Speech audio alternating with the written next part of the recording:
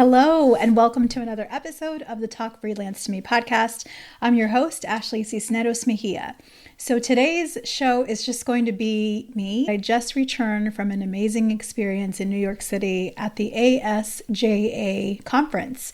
It was held at Fashion Institute of Technology, which is located in Manhattan in the Chelsea neighborhood, and it was a wonderful experience. I left super early in the morning. My flight left at 7, so I was up at 3:30 to get ready, get the Uber, and then make it to the airport in time to go through security and all that jazz. And then I got back late Wednesday. So as I'm recording this right now, it's Friday afternoon, and I'm just playing catch up, but also just really reflecting on what an amazing experience it was. And I took some notes. I wanted to share just some of my things that I've taken away from the experience, things that I learned, people that I met. And so that's what this episode will be. ASJA stands for the American Society of Journalists and Authors. It was founded in 1948, and it's known as the nation's largest professional organization of independent nonfiction writers. And so this includes journalists, content writers, authors, and so on. I joined ASJA, I think it was 2023. They have a big commitment to DEI, actually.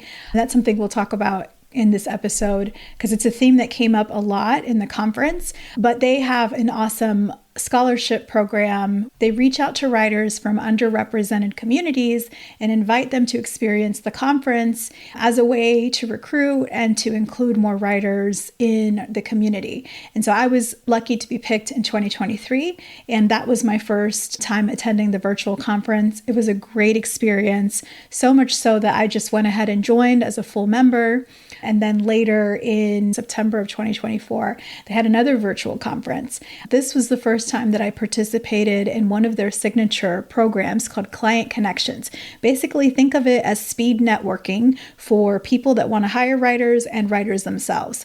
And so I got to meet with some incredible organizations the last go around. This year was my first time going in person. And actually, this conference that I just went to was the first time that the conference has been held in New York City in 6 years. Every other year, they rotate. So they do some sessions, some conferences in person, and then they alternate and do virtual the next time. So this was really meaningful. I've been to New York City a handful of times, but it's been a while. It's been a very long time since I've gotten to go. And this was really special because it was held at Fashion Institute of Technology, which is right in Manhattan, right in the middle of everything. And it was just a great experience all around. Beyond ASJA's commitment to DEI and welcoming writers like me who maybe hadn't heard of them before, one of the things that I really appreciate about ASJA is its commitment to professionalism. To even join, they have a couple different memberships, but to join as a professional member and even an associate member, you have to apply and you have to showcase that you have experience writing for national outlets. With the associate membership, that's up to mid-level freelancers who maybe have written for regional publications. And then they also have a retired tier for journalists and writers who are not working right now. They're retired, but they still want to support the community. And what I love about that is it creates this membership of really seasoned, experienced freelance writers and journalists. I just appreciate that so much because it gives me access to networking with other colleagues of a certain level who can really teach me a lot. So the ASJA conference was a 3-day event and it kicked off this past Monday. One of the things that I think was a theme for the whole 3-day conference was just that freelancing is more competitive than ever before. That's why it's even more important for us to really dig deep into our expertise and into our niches to differentiate ourselves and also acquire new skills that are complementary to what we do as writers and reporters so that we can offer even more to clients. One of the trends that was mentioned during the conference is that the freelance marketplace is even more competitive than it's been in years prior. And this is really due to a lot of layoffs. Unfortunately, we see that's been a theme for the last 2 decades where There's a lot of people being laid off, a lot of extremely talented people in media and tech being let go. The job market is really difficult right now. It's very challenging. There's people even that I know in my network who have been out of work for a year or more. It's hard for everyone. And so a lot of those professionals are turning to freelance as a way to make ends meet. And that's exactly what I would encourage anybody to do. But what that means for those of us already in this space is that it is getting more competitive. Now, does that mean that we stop freelancing? No. I think you have to pick your hard, and that's my philosophy about freelancing and working for a company in general. Either there's trade-offs for everything and there's pros and cons to everything. And right now, the market for just finding a W-2, a 9-to-5 job is really tough. And so freelancing is also tough. So we have to look for new ways to generate income, look for new ways to keep our skills high, to keep learning things, and to get even deeper in our niche. The other thing that I'll say about that from my personal experience is that when you have multiple options for freelancers for the same service or the same product, the experience becomes a differentiator. So if we can differentiate ourselves by making the client experience seamless, easy, value added, that's another way that we separate ourselves from competition in the crowded market. One thing that I noticed that was mentioned at the conference was that there was a recent editorial hiring survey, and it revealed for the first time that those people that were being surveyed were identifying as freelancers more than staff writers. And that was the first time in that survey's history. Before, it was the other way. More people were staffers, and then there was freelancers as well who were participating. And so again, it just underscores this idea that we need to be adaptable. We need to continue to innovate, add new skills, and make sure that we are delivering a world-class client experience so that we continue to be the freelancer that our clients go to when they need services. The first day of the conference was probably one of my favorites, and I think it was because of the two keynotes. So we had the opportunity to hear from Versha Sharma. She is the editor-in-chief of Teen Vogue. I love that in her PowerPoint, she shared images of her early career and her experience being this first Southeast Asian editor at the helm of Teen Vogue. She talked about being Indian American, growing up in Louisiana. She talked about going to New York and working in politics first and really just paying her way. She slept on her couches of her friends to climb the ranks. And one of the images that was really encouraging and motivating is she had a picture of her with Anna Wintour, these iconic women in publishing that are now her personal mentors.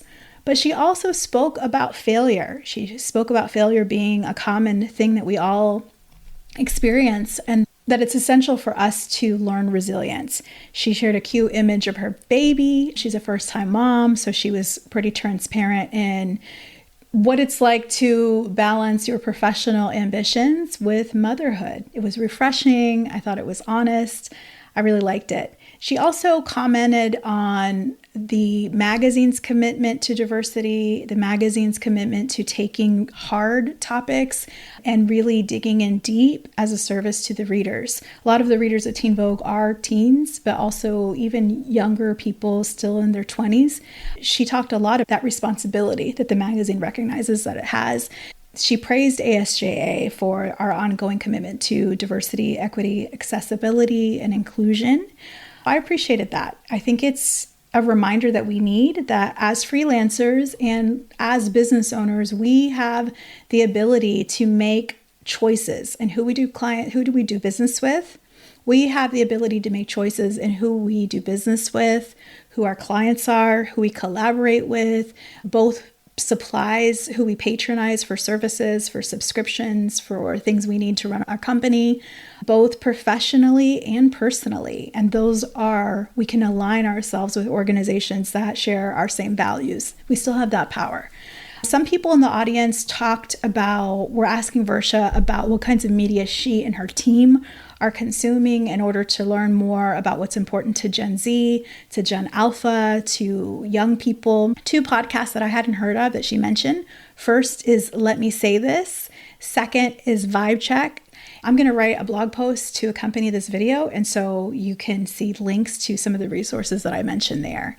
She also shared that Teen Vogue is super transparent in how they work with freelancers. They have a whole webpage dedicated to what they look for, topics, and they even have contact information for the features editor, her email address directly on the webpage, and so I'll share that also in the links.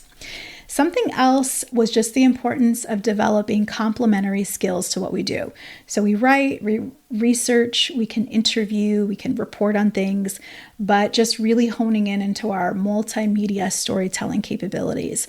So learning how to get audio, high quality audio that can be used by our clients, thinking about photography, pictures, images, video content. All of these things allow our clients to be able to use our reporting and showcase it in a more immersive way.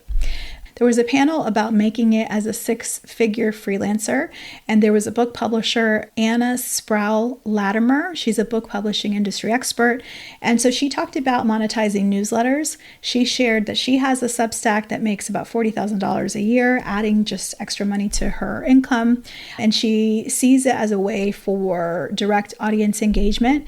There's a lot of authors who want to work with her, a lot of authors that want to get their book published, and so she has a built-in audience. She provides great content in her Substack, and she'll still give tips and things like that, but her best content is located behind a paywall.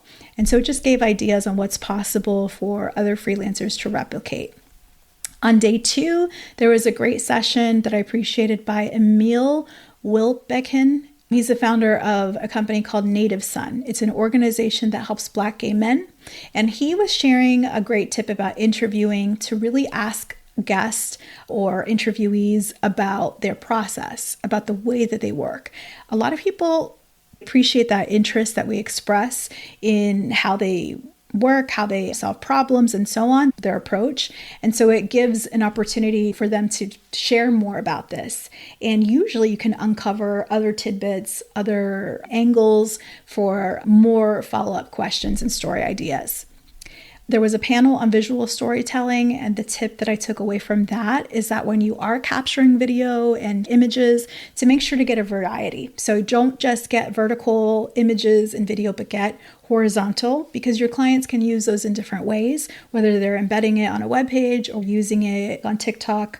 You want to be able to give a diversity of formats of the images that you're sharing, and to also think about capturing B-roll, multiple angles of your subjects, and so on. It just gives more flexibility in your storytelling, and it gives more options to your client.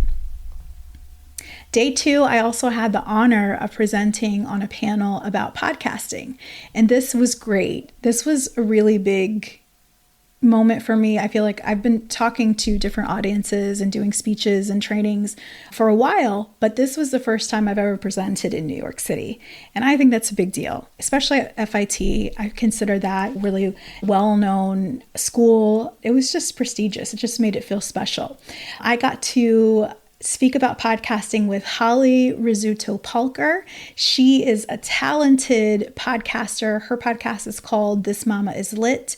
She is also an actress. She is a comedian. She writes. She does a lot of different things. She is pitching a new book, so I got to hear her pitch for her new book, and so that was exciting to hear and fun, just about her process and how she's going about vetting different agents and publishing houses, if you will.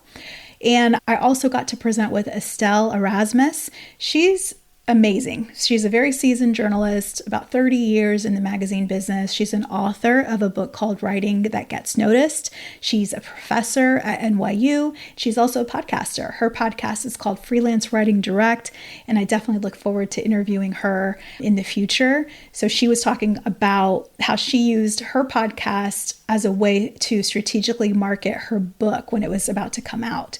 We also had 2 other ladies that were going to join our panel, Jennifer Fink and Brianna Avenia Tapper. Jennifer's podcast is called On Boys. She has a subject matter expertise in raising sons, raising boys. Brianna's podcast is called Writing Stories. Unfortunately, both ladies got sick. They were unable to attend, but I definitely look forward to binging their content more and working with them possibly in the future. During our session, we talked about why you should have a podcast, the benefits that it can offer writers, how to get started, some of the basic tools that you'll need to get started, best practices, and so on. One of my questions that I commented on was about the tech, about editing. And I was talking about a couple tools like Audacity, GarageBand that are free tools that you can use to edit your podcast. But I also was raving about Descript. I found out about Descript a couple years ago. But when I initially started my podcast, I had a person who was editing the audio for me overseas, and then I would edit the video portion myself using Wondershare or like a video editing software. When I interviewed Sarah Griesenbach on this show, she has a podcast also on B2B marketing, and she was like, have you considered Descript? You can DIY it. It has all these AI features now. It's super user-friendly, and it's probably for a monthly subscription is cheaper than outsourcing this piece, especially since for my podcast, I have a video version that's on YouTube, and then I have the audio, of course. And since then I just love Descript. I have used Descript. I have an affiliate link to it if you'd like to try it. What's different about Descript is basically you can take any video or audio file, drop it in. The software will transcribe the content, and it will have the text, the transcript in a text editor.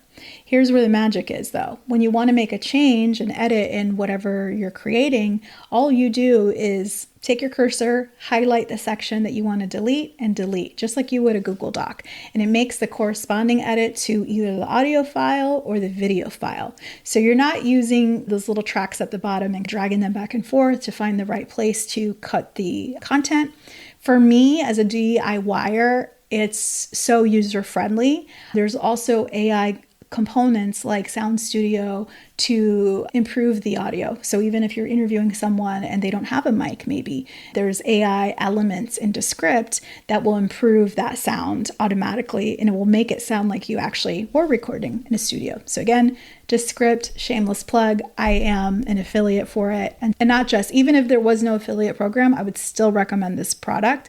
For me, initially, I tried Audacity and because it's free, and I was YouTubing it. I call it going to YouTube University and trying to teach myself. The problem for me was that I was frustrated. Like I couldn't learn it fast enough. I'm sure if I actually put some time into it, I could learn it, but I was creating resistance. And for me, I knew it was important that if I ever wanted to get this podcast out into the world, I had to remove any resistance, removed any obstacles, and just make things as easy as possible so I could get out my message into the world. And so that's why I really like Descript, and I think it's worth it because it's super user-friendly. We had a lot of great questions from the audience. I got to meet other people later who heard the panel, and they were saying that they're going to start a podcast, which is super cool and very encouraging. And I'm just excited because I think that there's so much knowledge, especially with journalists. We interview a lot of people. We get a little bit of knowledge about a host of things. And for some topics, we are experts just because we've reported on these same topics for years. And by virtue of our assignments, we get to connect with experts. And so I think that podcasting is just another vehicle to take your messaging and allow people to experience it in a new way. So I was very encouraged by that. The other event on Tuesday that was really big was the client connections. This was that speed networking feature that I mentioned earlier. This time, because it's an in-person conference, because it was an in-person conference, the client connections was in person as well. So they had this big hall with lots of long tables, and they had editors or say directors of marketing or anybody that like at agencies that hires freelancers. Those folks were seated in those tables, and then they had little place cards with numbers on it. And so basically anybody who wanted to participate in this event could get the list of all the outlets that were going to be there, and we could rank basically, I think it was 6 or 7 of the ones we wanted to meet with, and we could rank them by preference. And then the organizers used a lottery system to basically make assignments for us. The meetings are each 9 minutes long, and that sounds like it's short, and it feels even shorter. And so they would allow us to go in for each of those sessions, those 9-minute increments, and literally ring a bell. And then when they rang the bell, we could make a dash to the person we were meeting with, sit down, do our pitch, try to sell ourselves to them, listen to what the editor was looking for, their feedback for us, get an idea for what they needed, get their information, and then they'd ring the bell again at the end of 9 minutes. And we all had to clear the room and do it again. And so that was it was fun. And it was also stressful. The good thing is you get a list of the outlets ahead of time, and the outlets provide ASJA with kind of a synopsis of what they're looking for, how they pay writers, trends, what their preferences are, whether they wanted us to pitch story ideas during our time together or whether they just wanted to use the time to get to know us. And so that was good because we could study that. And then closer to the conference, we got a list of where the tables were. And so with the tables, you could see the name of the person that you were meeting with. So we had time, a couple days maybe, to Google the person that we were meeting with, get to know a little bit more about them, maybe think about what they might be interested in so that we could tailor our pitches and our talking points for that specific editor. So that was great. I got to meet with some really cool people at Fortune and Adweek, Forbes, VQ, which is the alum magazine for Vassar College, and a company called Onward Publishing that they do a lot of work with healthcare clients. It was all fun. A lot of these professionals who are leading these organizations are super seasoned, have won so many industry awards. I was inspired by them, but also maybe a little intimidated just because I respect their work so much and what they've accomplished. And they were super down to earth. They were open, and I just had a really great experience. Maybe they'll use me for projects, maybe they won't, but it was still a great opportunity. The Client Connections provides a forum for you to get face time with someone that you may not always have access to for the specific purpose of talking about getting work. So it's not like other networking events where you're talking and you're just trying to get it in there that you provide these services and you're trying to start the relationship so you can pitch yourself. The purpose of this event was for pitching. So I think it's highly valuable. So that was Tuesday. Tuesday, as you can tell, was a very long day. It was like the longest day of the conference. But I have to mention to you something special that happened outside of the conference, and that was we went to a Broadway show. There's a show that's in preview right now called the Buena Vista Social Club, and it was at a theater in Broadway. And I was so excited because I have seen Broadway on tour shows here at my local theater called the Dr. Phillips Center for the Performing Arts, but I've never seen a Broadway show actually on Broadway, like in New York. So this was very special to me. One of the members of ASJA, one of the leaders, Stacey Freed, knows the producer, a producer from the Buena Vista Social Club. And so she used her connections to basically even get us an opportunity to meet with one of the producers after the show. Another member, Debbie Kaplan, she's actually one of the leaders on the board too, I believe. She's the one who organized us to go, did all the coordination of the logistics and posed it to the membership and bought the tickets and the whole nine, which was a lot of work. And I really appreciated it because this is not an opportunity that I get every day. So Debbie, thank you. She organized a group of 47, I think it was 47 or 48 women writers and it was open to men, but just happened that women went to all go to see this musical together. And it was so good. I cannot rave about this musical enough. So it was inspired. It's set in Cuba in the 1950s. I want to say it was 1958 or so. And it's actually based on a real story of a legendary Cuban singer named Omar Portuondo. And the story spans decades of Cuban history, and it follows the lives of musicians who were impacted by the rise of Castro. And it tells this story through the lens of two sisters who are singers. The music was out of this world. All the songs were in Spanish. They were in son, danzón, and bolero rhythms. The voices, first of all, gave me goosebumps. The musicians were fantastic. The one who played the cuatro, which is like a guitar, but 4 strings. He was playing that instrument like a Jimi Hendrix, a Santana, a B.B. King. There was so much energy and passion. The energy in the room was a lot. I'm pretty sensitive, and I don't know if I'm an empath. if that's the right word, but I can get overwhelmed in crowds. I asked Debbie if I can sit at the aisle because I know how I get, especially around other people, like I can pick up on their feelings. But this was just beautiful. The music was incredible enough. So in the preview session, there's people like us that get to preview the show. I imagine it was like friends and family or other people who had a connection to the show or people in the show that got to go. And there was people literally shouting. There was people dancing. There was someone behind me that kept saying, and I think she was Cuban, she was saying, "Oh my God, I wish my dad could see this performance. I wish my grandpa could see this performance." And there was really emotional times within the story of the two sisters, because the two sisters are performers and there's an American record company that's interested in signing them with a deal. One sister is, "This is our chance to get out of Cuba just in the nick of time. This is a chance to get a better future for ourselves.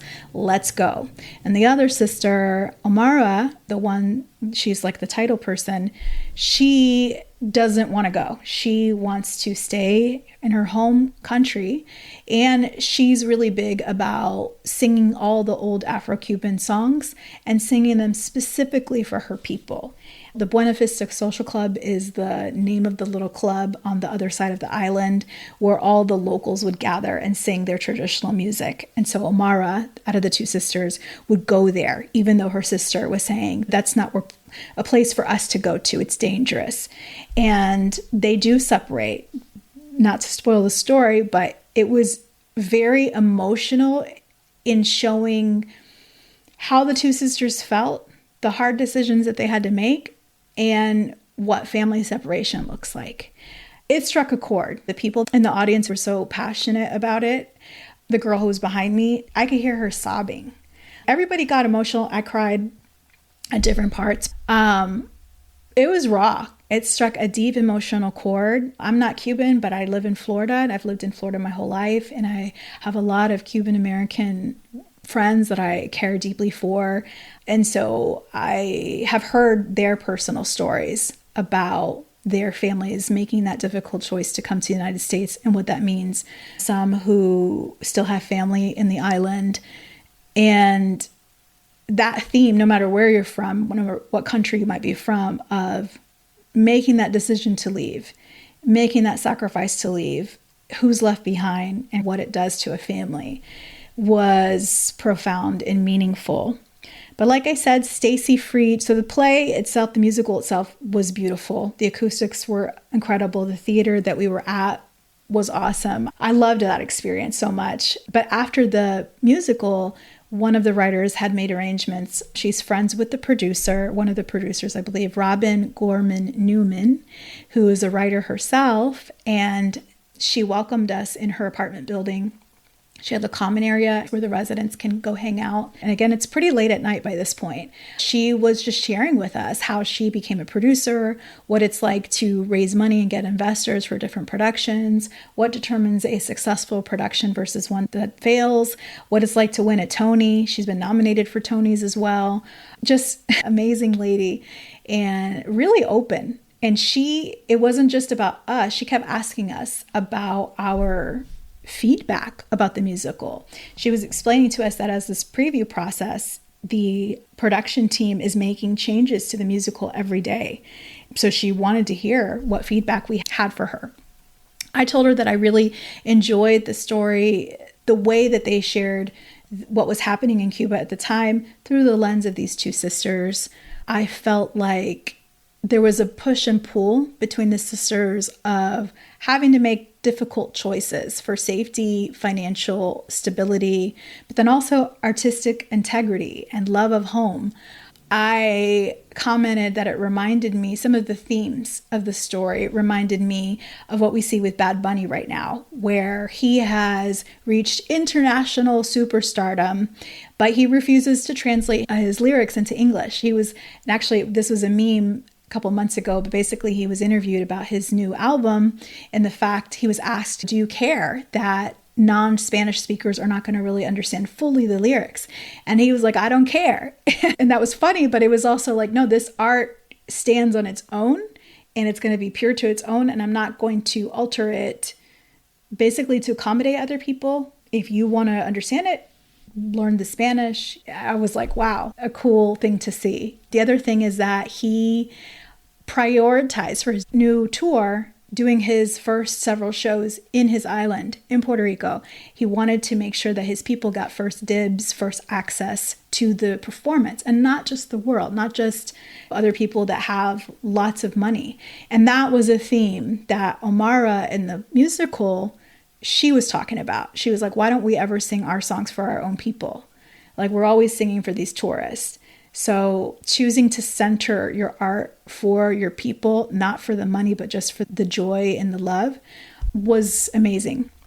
At the same time, I felt the musical did not villainize the sister who left because of survival, because of opportunity. The musical is a commentary, I think, on family estrangement, but that love never fades. It touched on a lot of things. It touched on colorism. It was deep. I enjoyed it so much. I feel like a lot of people will relate to it, and the whole show feels like a party. So I highly recommend, if your travels take you to New York City, or if you can make a trip to New York to see Buena Vista Social Club. It opens in March. I'm going to include a link to the show page so you can buy tickets if you want. This was an amazing experience. And after just that, just going to the show would have been amazing. Meeting Robin, the producer, amazing, like such an opportunity. But we were also surprised because Isa Antonetti, who's the young actress who plays the young Omara, the main character, joined us for like maybe 30 minutes into our talk. She comes in, and mind you, an hour before we had just seen this girl, phenomenal. Like, her voice is otherworldly, and she was singing her face off in that performance. And so then she comes in, and she's just calm, and she's in her street clothes, and she's not in her costume and her wig or anything, and was so kind and sweet. And she and her partner were there, and she talked to us also about this being her Broadway debut, about having her family come to one of the preview nights and seeing the show and how proud they were, about her experience singing with her dad's band and then singing now, and meeting the other members of the cast, and how all of them are Latinx or Latine, however you want to say it. A lot were Cuban, and how she also told us about different exercises she has to do, not just to warm up her voice, but cool it down, dietary things that she has to think about in terms of food she can eat or not eat so that her voice remains strong and ready. She talked about being in the preview phase and getting new notes and like things changing every day. And she said, yeah, there was 14 pages of changes just today. So that was really cool to get to meet her. She was wonderful. And I definitely see continued success and a bright future for Isa. So she was great. Now I want to just talk about some of the friends that I made. One of the things that I love most about this conference is that I met my people. Like, I feel like I met people who understand what it's like to be a freelance writer and journalist, and who work for themselves in this way. I got to meet Karen Warren. She's an amazing travel writer. She's based in Georgia near Atlanta. And she and I were talking about our experiences. She wrote a book. We were talking about hurricanes affecting places where we have friends and family, her family in Mississippi, mine in North Florida. We walked together on the way home from the performance, and she's just a good person. I feel that energy. I had great conversation with her, and I appreciate her. Charmaine Sates, she's a writer. She spent 20 years living in Ramallah, and she really captivated me with her experiences with Palestinian culture. She's married to a Palestinian man, has Palestinian kids, and she's writing an upcoming memoir about her experiences. So she was at the conference to pitch her memoir. We also talked about podcasting and monetizing your podcast. I think she's based in Pennsylvania. She was amazing. Arlene Ambrose, I met her on day one. She is a writer from Alberta, Canada.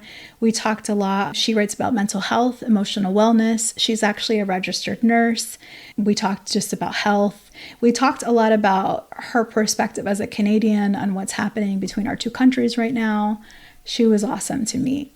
I also met Peggy Halsclaw. She's a writer in California. She's a ghostwriter. She writes a lot of books for clients. And she was explaining to me that process of ghostwriting and getting a client ready to launch their book. Really fun. And she has a lot of other interests too that were fun to talk about. We went to a nonfiction book writers dinner. They had little dinners after the conference, and you can meet with other writers who specialize in whatever your beat is or your vertical, your topic. So I met with some of the nonfiction book writers, and I sat down next to Dr. Sue Bowness. She's from Toronto, Canada, and she just released a new book called The Feisty Freelancer. I bought her book. She signed it for me. We had a good discussion about freelancing, about her life in Canada, about our cats. I really enjoyed talking to her. And Christina Hernandez Sherwood. She's a health writer based in Philadelphia. Her work just won an award. It was a story about Black women's maternal care.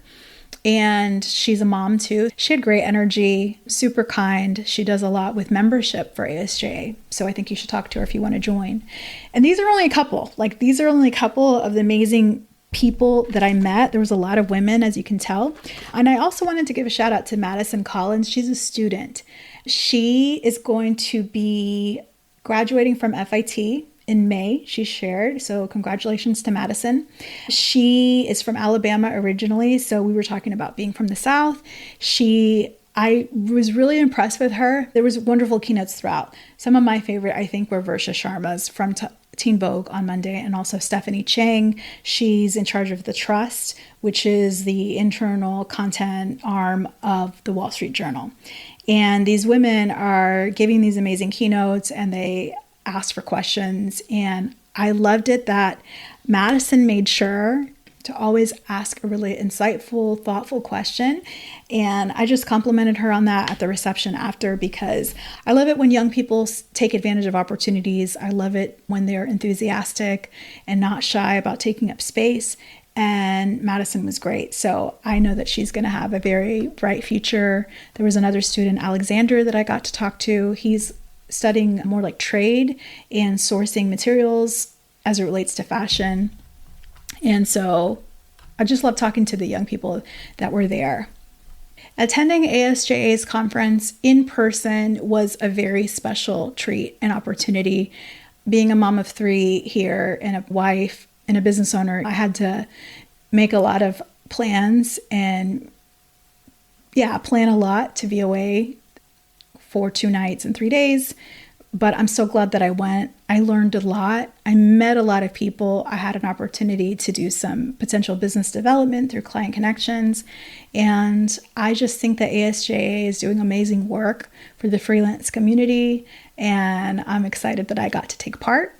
On my blog on talkfreelancetome.com, I'll have a Word version of my insights with links.